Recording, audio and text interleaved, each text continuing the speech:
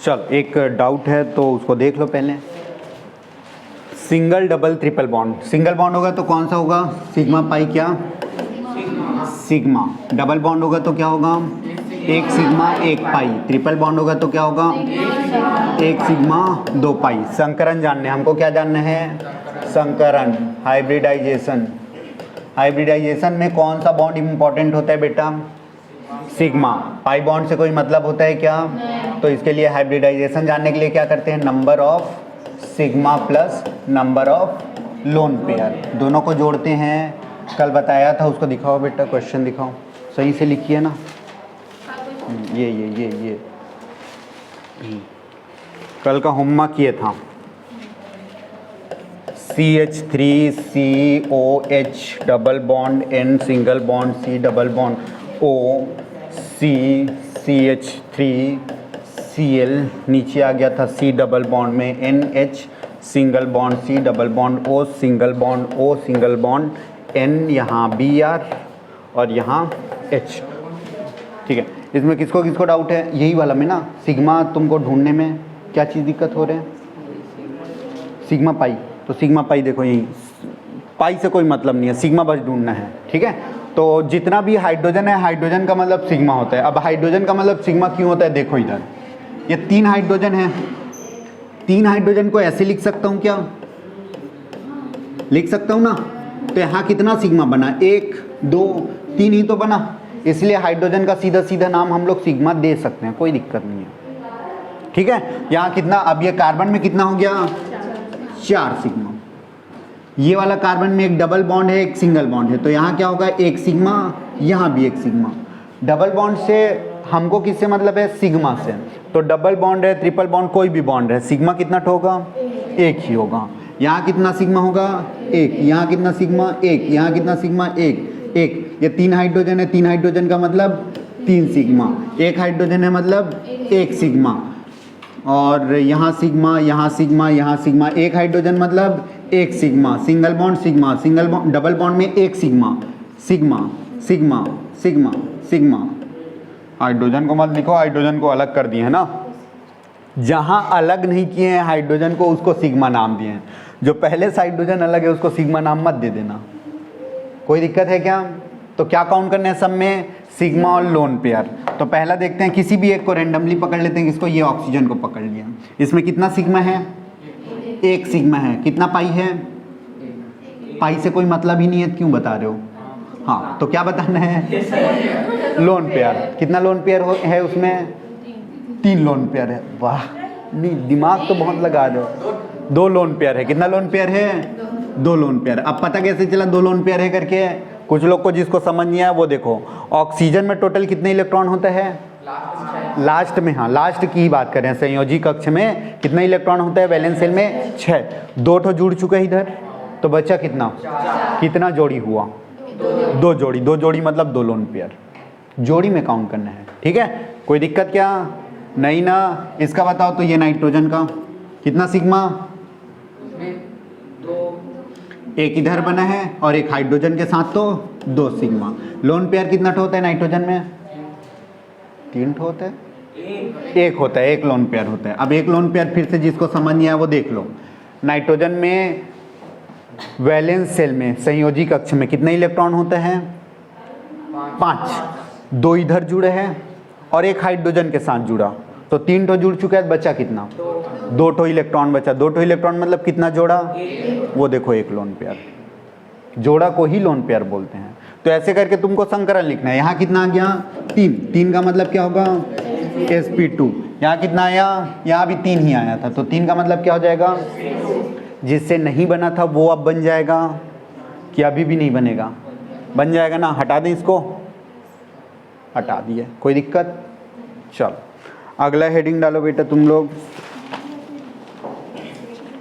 Classification का photo मैं तुमको ग्रुप में शेयर कर दूंगा, ठीक है? उसको देख के अच्छे समझना। हक्कल रूल लिखो, हक्कल रूल, HUCKEL, हक्कल्स रूल। हक्कल, हक्कल नियम, हक्कल रूल। हक्कल रूल हमको क्या बताता है? हक्कल रूल बताता है, किसको बताते हैं? हक्कल रूल क्या हम करते हैं? बताता है। क्या करते हैं? बताता है। क्या बताता है? क्या बताता है? एरोमेटिक कार्बन को बताता है, एरोमेटिक यौगिक को, एरोमेटिक यौगिक के बारे में बताते हैं। ठीक है, अब एरोमेटिक यौगिक किसको बोलेंगे, वो कैसे बताते हैं? बताने का तरीका देखो, वो 3 स्टेप में बताते हैं। पहला पॉइंट बोलते हैं अल्टरनेट ऑर्डर पे डबल बॉन्ड होना चाहिए। किसमें डबल बॉन्ड होना चाहिए? अल्टरनेट ऑर्डर, एकांतर क्रम। किसको बोलते हैं एकांतर क्रम? अरे एकांतर क्रम किसको बोलते हैं उसको बताओ। हाँ, एक के बाद डबल बॉन्ड, एक के बाद डबल बॉन्ड। ठीक है, तो एकांतर क्रम में क्या होना चाहिए? एकांतर क्रम में डबल बॉन्ड। एकांतर को क्या बोलते हैं? Alternate order. कोई दिक्कत है क्या इसमें? पहला पॉइंट में कैसे होना चाहिए? जैसे पहला ये डबल बॉन्ड है, फिर उसके बाद कौन सा बॉन्ड होना चाहिए? सिंगल, फिर ये होता है एकांतर क्रम। डबल से शुरू, डबल में खत्म। इसमें एकांतर क्रम किसको बोलेंगे? यहाँ चालू करके इसको बोलेंगे। सिंगल बॉन्ड के पहले डबल नहीं है, उसको छोड़ दिया जाएगा। डबल सिंगल ऐसे करके। ठीक है, कोई दिक्कत है क्या इसमें? नहीं, हटा दूं? रहने देते हैं, कोई दिक्कत नहीं है ना। दूसरी बात, डीलोकेलाइज्ड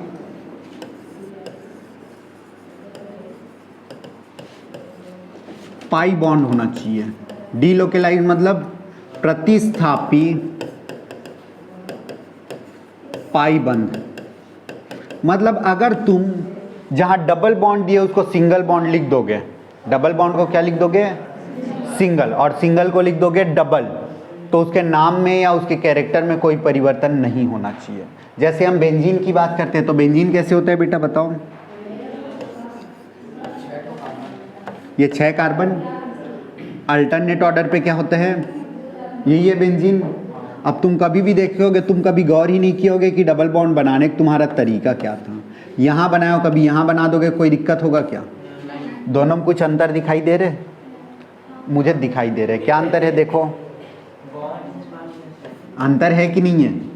इसी को बोलते हैं बेटा प्रतिस्थापी पाई बंध। किसको किसको अंतर अभी तक नहीं दिखा? अंतर दिखा नहीं दिखा? एती होती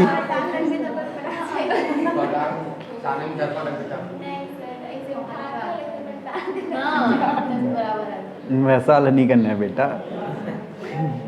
तुम बताओ इसमें क्या करें? मतलब क्या अलग दिखाई दे रहे हैं? देखो, यहाँ डबल बॉन्ड है क्या?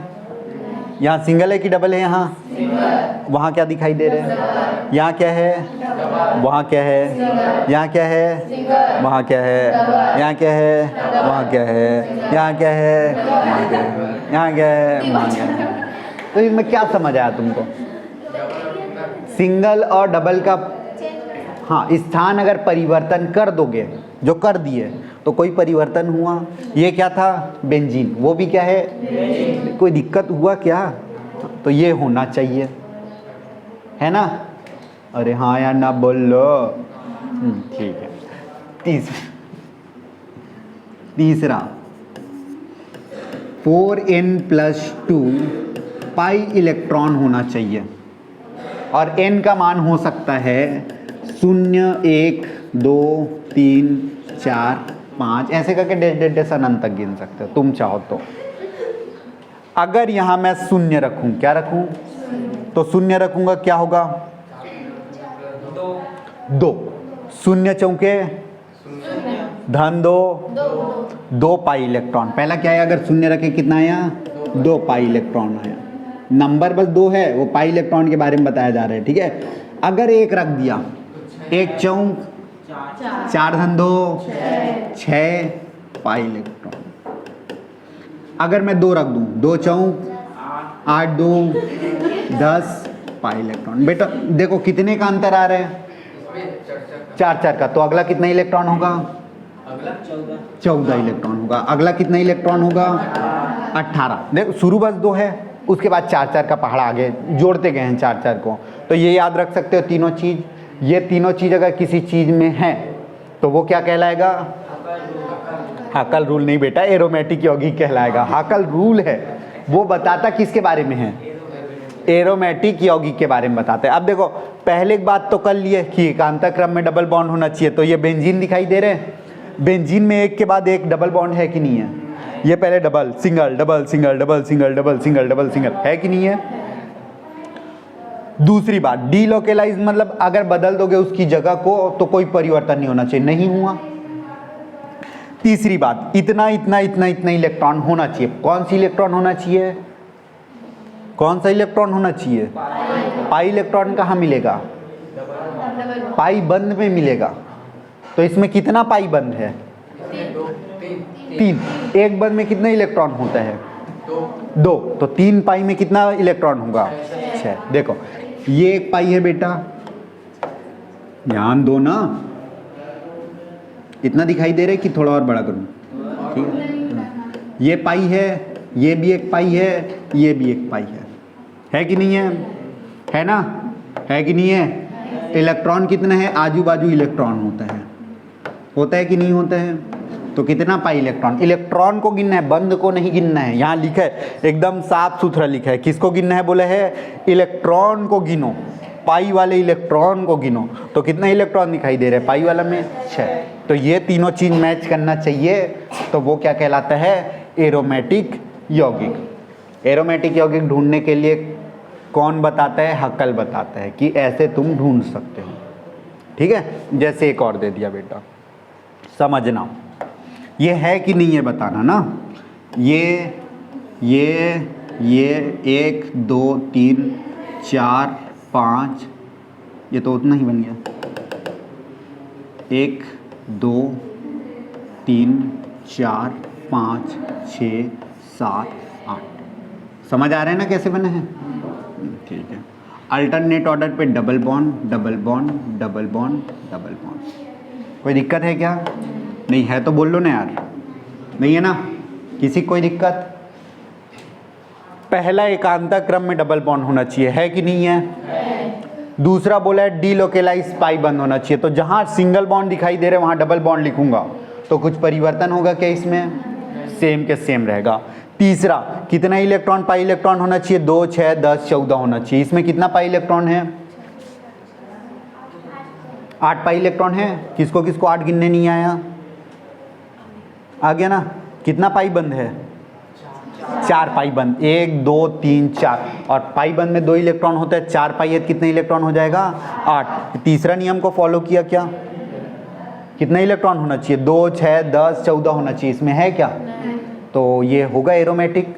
ये नहीं होगा बेटा, एरोमेटिक नहीं है। ये एरोमेटिक के ग्रुप में नहीं आता। एरोमेटिक के ग्रुप में वही आता है जो हक्कल रूल को फॉलो करता है। ये फॉलो कर रहे क्या? हक्कल रूल में 3 बिंदु बोला गया है, तीनों के तीनों बिंदु प्रॉपर फॉलो करना चाहिए। ये किया है तीनों तीनों, 2 ठो किया, तीसरा किया है क्या? नहीं किया। तो ये होगा क्या? नहीं होगा। ठीक है, तो ये होता है हक्कल रूल। कोई दिक्कत? हटा दें इसको, निहारो बस, लिखो बस मत। ठीक है, टाइम नहीं, आज थोड़ा लेट हो गया ना 12वीं वाली क्लास, इसलिए ऐसे ही करो, देख लो, समझ लो। क्या तीसरा वाला मतलब देखो, गिनो बस, इसमें कितना पाई बंद है? डबल बॉन्ड में 1 पाई रहते हैं। ठीक है, तो 3 पाई मतलब एक बंद में देखो 2 इलेक्ट्रॉन हैं, तो 3 बंद में कितने इलेक्ट्रॉन हो जाएगा? 6। और यहाँ 4 ठो पाई बनाया था, तो 4 पाई में कितने इलेक्ट्रॉन हो जाएगा? 8। लेकिन यहाँ कितना लिखा है? कितना कितना होना चाहिए? 2 हो सकता है, 6 हो सकता है, 10 हो सकता है, 14, 8 हो सकता है। लिखा है क्या? नहीं हो सकता है, तो वो भी नहीं है। ठीक है, बस इसी को गिनना है।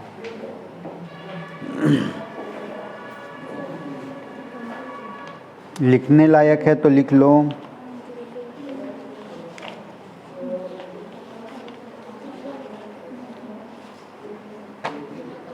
हो गया? लिख लिया? नहीं लिखोगे तो आगे बढ़ें क्या? जल्दी जल्दी आगे बढ़ते हैं बेटा, जल्दी करो अगर लिख रहे हो तो। संडे को फिजिक्स क्लास लगाएं 2 घंटे का।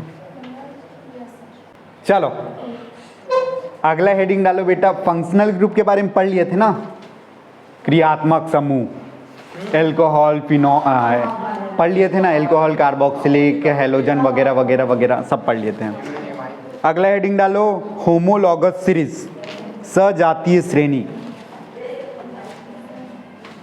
सजातीय श्रेणी जिसको होमोलॉगस सीरीज बोलते हैं।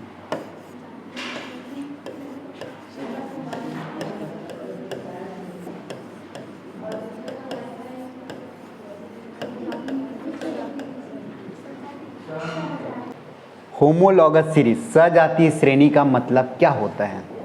सजातीय श्रेणी का मतलब होता है एक ही प्रकार का यौगिक। जैसे किसी चीज में OH ग्रुप है, OH ग्रुप क्या होता है बेटा? एल्कोहल। तो इसमें कार्बन की श्रृंखला बढ़ाते जाओ, वो एक सीरीज बन जाएगा। 1 carbon, 2 carbon, 3 carbon, 4 carbon, 5 carbon, 6 carbon के साथ बढ़ाते जाओगे। तो पहले 1 कार्बन के साथ करूंगा, क्या हो जाएगा? CH3OH, ये पहला हो गया।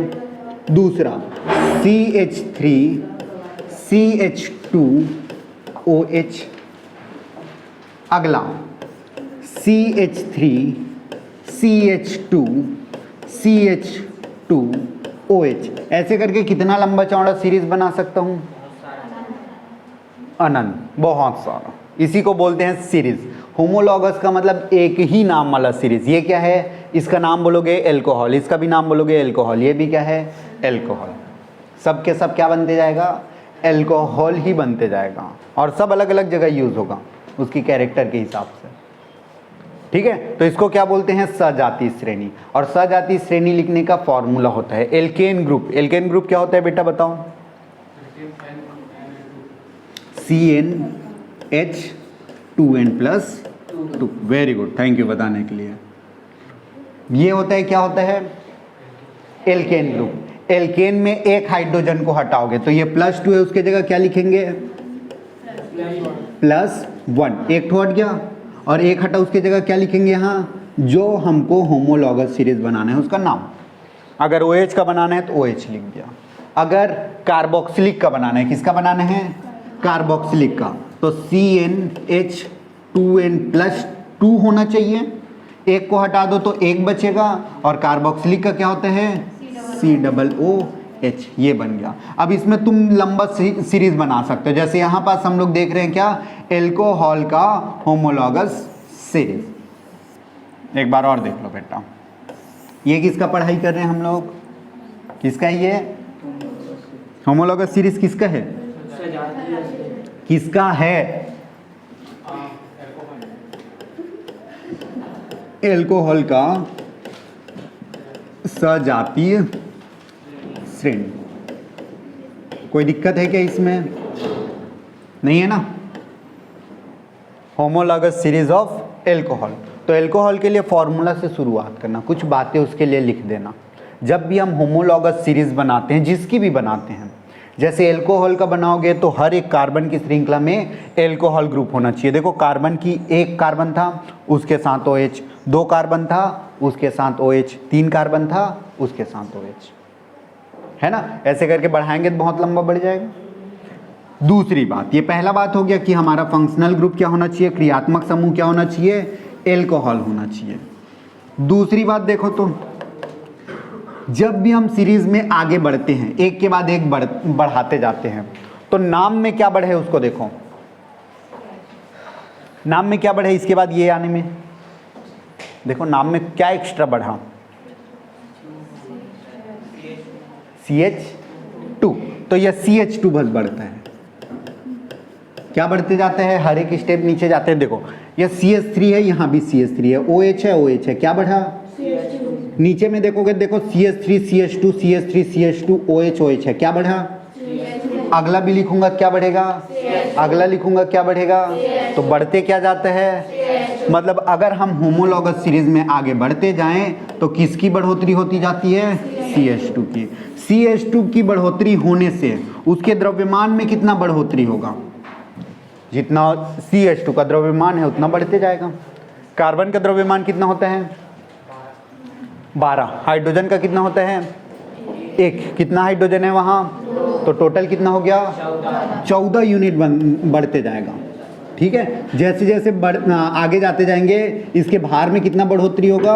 भार बढ़ेगा 14 यूनिट। जनरल फॉर्मूला, इसका जनरल फॉर्मूला क्या लिखोगे बेटा? चौथा नंबर फॉर्मूला लिखोगे। तो ये बनता किससे है? जितना भी हम होमोलॉगस सीरीज बनाते हैं वो किससे बनता है? एल्केन से बनता है। किससे बनता है? और एल्केन का फॉर्मूला क्या होता है?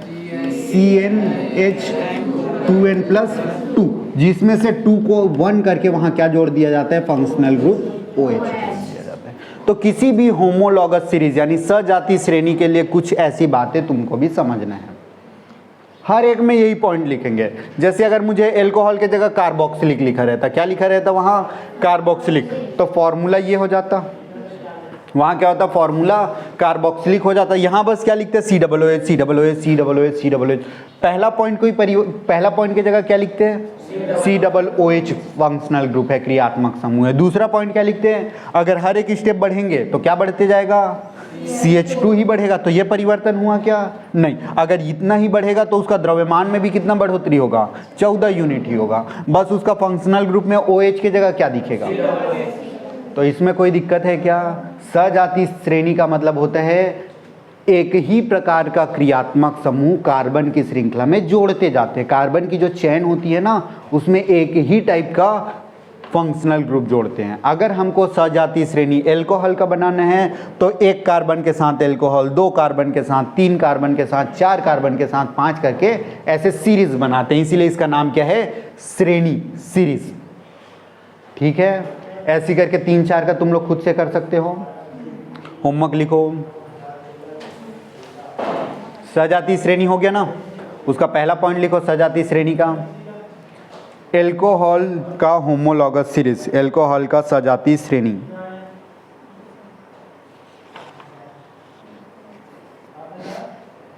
कार्बोक्सिलिक अम्ल का सजातीय श्रेणी। दूसरा लिखो कार्बोक्सिलिक अम्ल का सजातीय श्रेणी।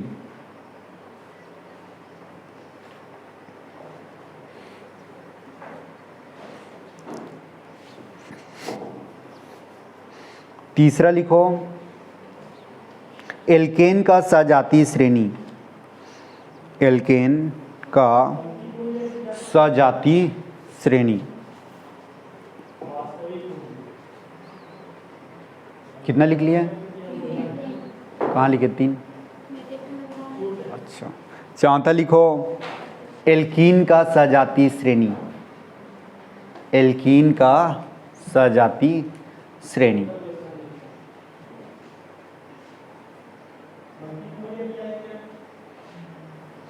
हो गया?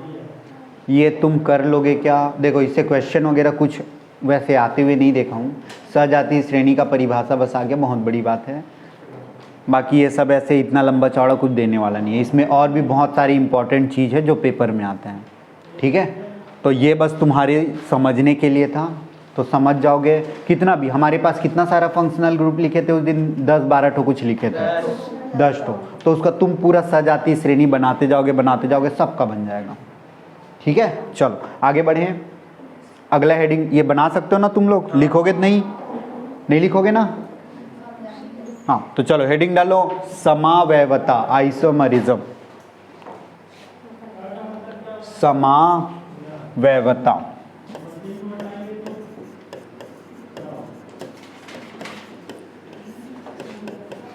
आइसोमेरिज्म।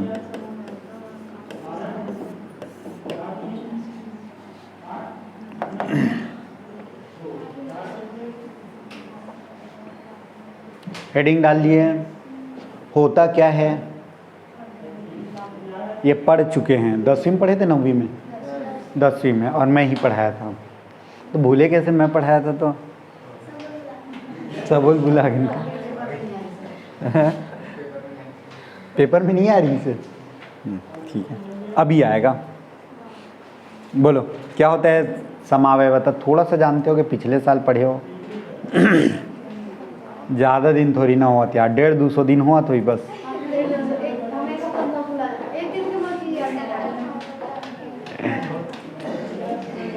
ठीक है, इसका परिभाषा तुम लोग लिख के लाओगे, मैं उसको परिभाषा क्या लिखोगे उसको बता देता हूँ, ठीक है।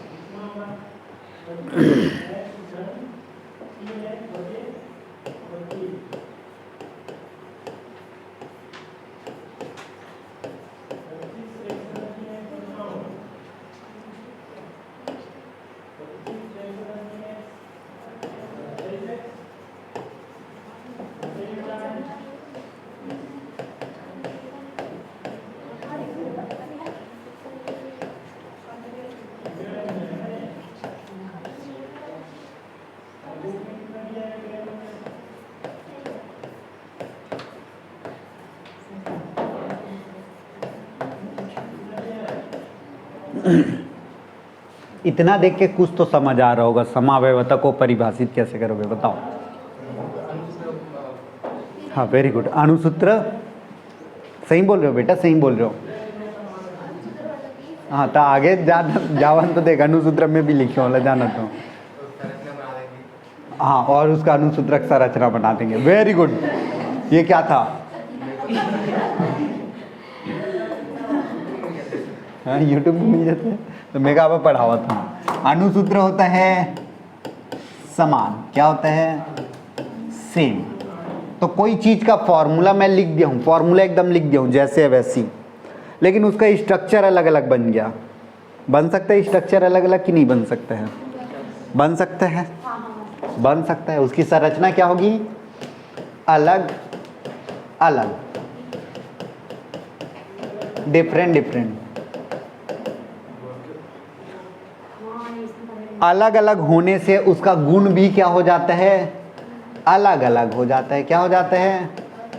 अलग अलग हो जाता है।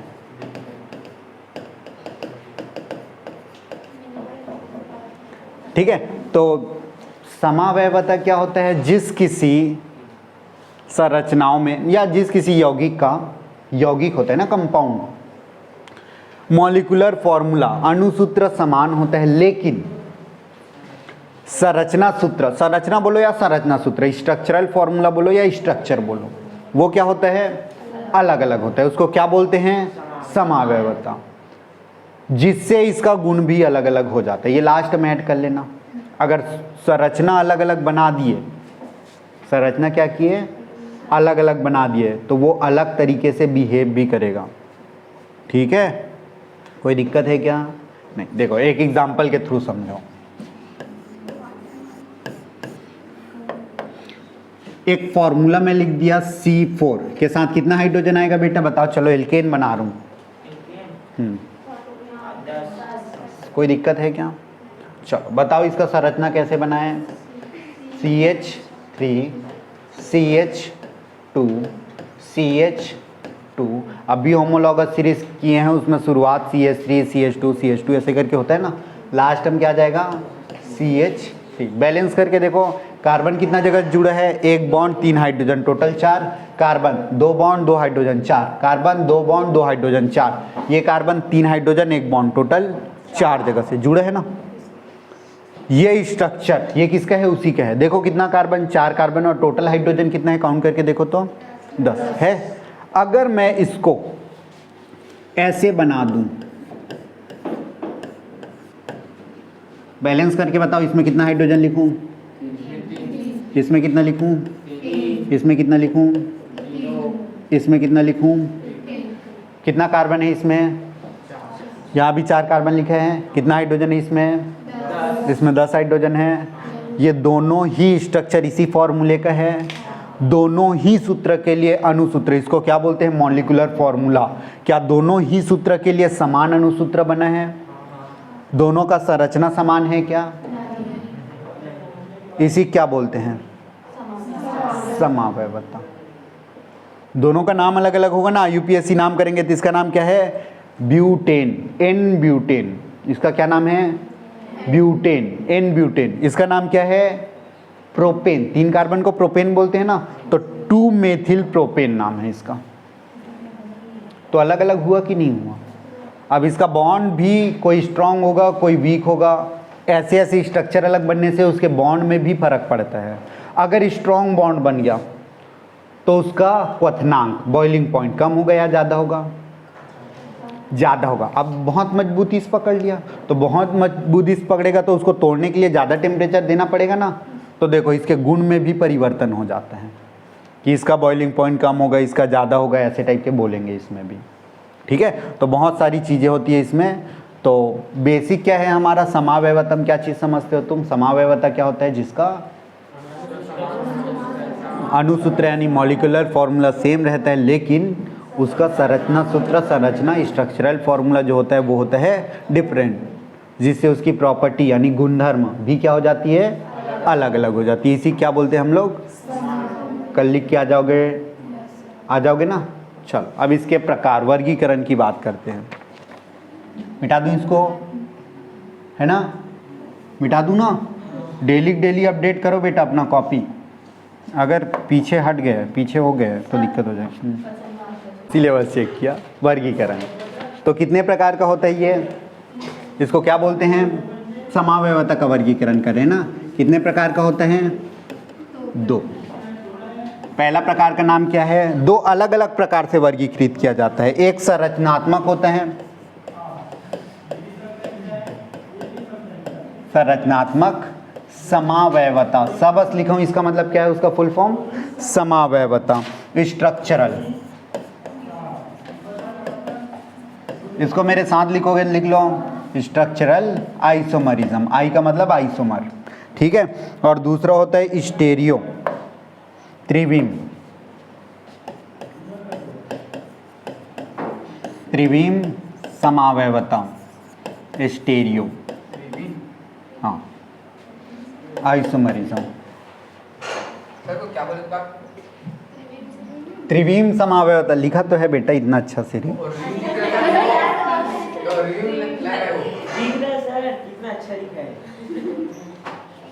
आगे बढ़ते हैं। ये होता है 6 प्रकार का। कितने प्रकार का होता है? जिसमें पहला नाम है इसका चैन। चैन मतलब क्या होता है बेटा? श्रृंखला। चैन मतलब क्या होता है? श्रृंखला, श्रृंखला समावयवता। अभी जो हम बनाए थे वही था श्रृंखला समावयवता। पहला में कितना कार्बन जुड़ा था सीधा सीधा? अभी जो एग्जाम्पल बनाए थे उसमें कितना? 4। और दूसरा में कितना जुड़ा था सीधा सीधा? 3।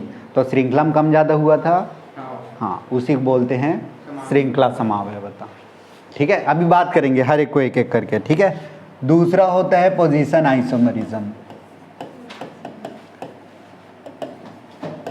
मतलब स्थान।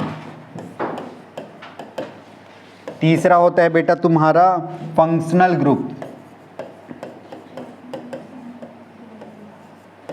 फंक्शनल ग्रुप समावयवता, जिसको बोलते हैं क्रियात्मक समूह समावयवता। अगला होता है बेटा 3 हुआ ना, चौथा होता है हमारा मेटामेरिज्म, मध्यावयवता, मेटामेरिज्म, आइसोमेरिज्म, ठीक है। मध्यावयवता, मध्यावयवता। अगला होता है बेटा, इसके बाद होता है हमारा रिंग चैन। रिंग चैन, रिंग मतलब क्या होता है? चक्र। चक्र को क्या बोलते हैं बेटा? वलय। वलय श्रृंखला समावयवता। और एक लास्ट है टोटोमरिज्म। क्या होता है? एक टोटोमरिज्म। टोटोमरिज्म मतलब होता है चलावयवता।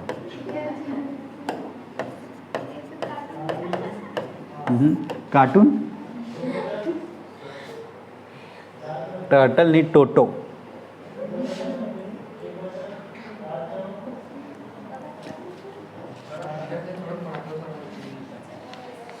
चले गए।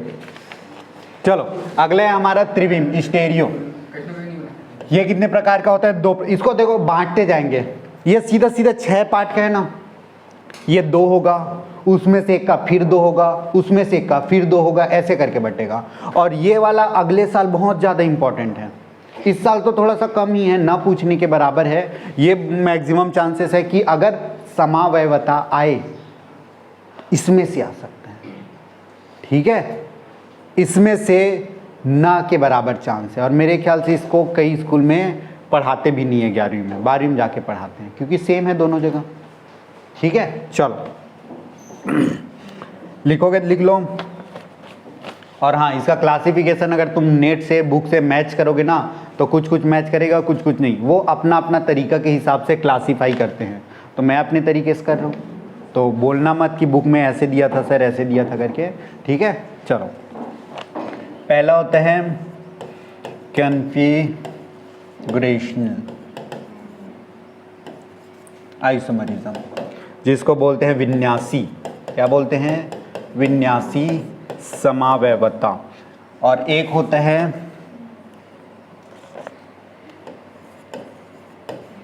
कन्फॉर्मेशनल आइसोमरिज्म, जिसको संरूपण बोलते हैं। एक बार जाके मैच करना, तो ये सब नाम दिए है कि नहीं दिए है उसका कोई प्रकार नहीं होता, ये फिर से 2 प्रकार का होता है, ठीक है। ये कितने प्रकार का होता है? फिर से 2। एक होता है जियोमेट्रिक, जिसको ज्यामिति बोलते हैं,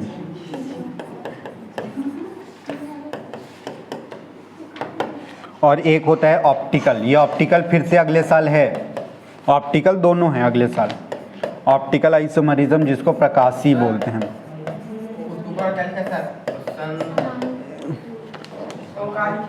संरूपण, इतना बेटा तुम लोग को कोई नहीं बताएगा। और लास्ट में दोनों का 2-2 प्रकार होता है, इसका भी नाम सेम होता है दोनों का, इसीलिए एक साथ देख लो। एनंसियोमर आइसोमरिज्म, जिसको बोलते हैं प्रतिबिंब रूप। वैसे इसको ऑप्टिकल के अंदर पढ़ते हैं, ठीक है। प्रतिबिंब रूप। और एक होता है